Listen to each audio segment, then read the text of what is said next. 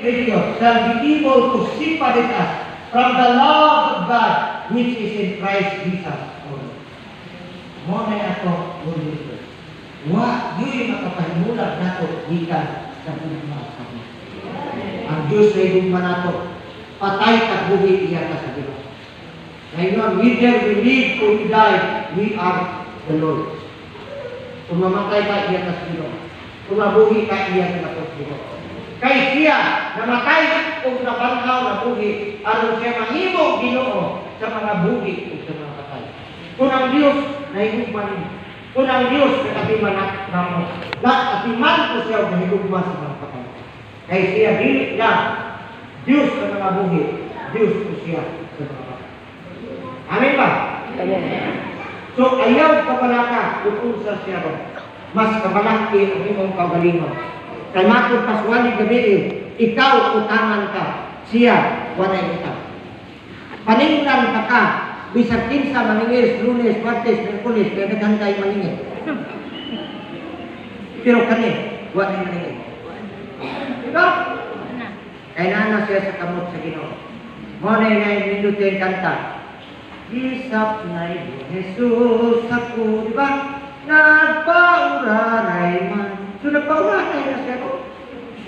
Kinahanglan ato ibutang sa mata sa ato pagtuo nga siya karon gilipay na.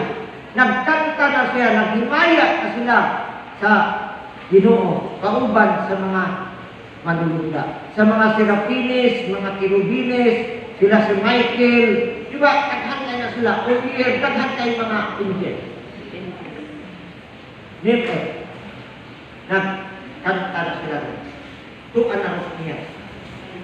Liwat na siguro sa dadig, awit ito, taas, tigtilog na siya dito mag-awit. Di ba?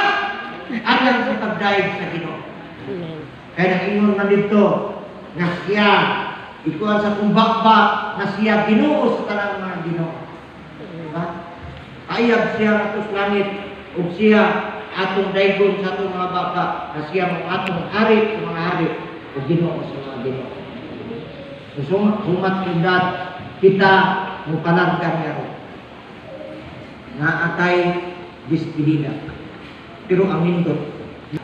Ang Diyos sa pagkamatay ni Esteban, nagtindog ang atong Ginoong Kristo. Ningon si Esteban, naapli ang langit, nakita niya akong naapli ang langit. Isigi siya batos ng tao. Amo na igo dirib, bukol, igo dirib, bukol.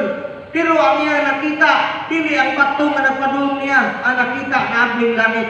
Kung siya naapli ang langit, nakita ko ang trono sa Ginoo. O ang atong Ginoong Kristo mismo nintindog. Umingon, Esteban will come. O kang kinanilutan na sulti sa atong Ginoo nga maingon, kanang mabasa nato sa Mateo, maingon siya, my good and faithful servant, well done. Maayong pagkabuhat, buutan kong malipon, ngari, sulod, o panugda ang atong ingarihan, nga bisan na atong iandam alang kanimo, bisan sa wala pa matukod ang kalibutan. Nagyandam ang Diyos. Kini mo itamis na pulong na atong mabati. Kanit kamatay na ito, welcome kas Ginoo. Tingali, welcome kas Ginoo. Nani welcome ko? Kanang kumpanya, ako kay welcome dito. Diba? Mga tarpulit, welcome. This excellency.